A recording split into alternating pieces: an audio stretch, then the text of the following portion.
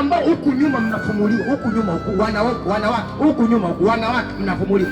Hivi mwanamke unamtegaje mwanaume? Sio kwambia kitu mwanamke, ukiona uko na mwanaume sawa, anakwambia nipe huku nyuma, toka kwenye hiyo ndoa, toka, kwa sababu mwanaume huyo kama anaweza kukufumua wewe sawa, wewe ameweza kufumua huku nyuma, atashindaje kumfumua mtoto mdogo? Na kuuliza swali, kuna klipu nimeiona, baba kama baba sawa, amemfumua mtoto wake wa kumzaa wa kiume, baba kama baba.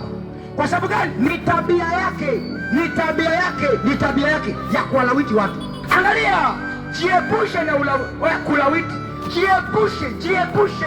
Mambo machafu ni makwazo mbele za Bwana, mambo yasiyompendeza Mungu yanapozidi, uangamivu lazima utatokea. Kupenda uovu ni kumchukia Mungu, na kumchukia Mungu ni kupenda uovu. Jiepushe mbali na uovu.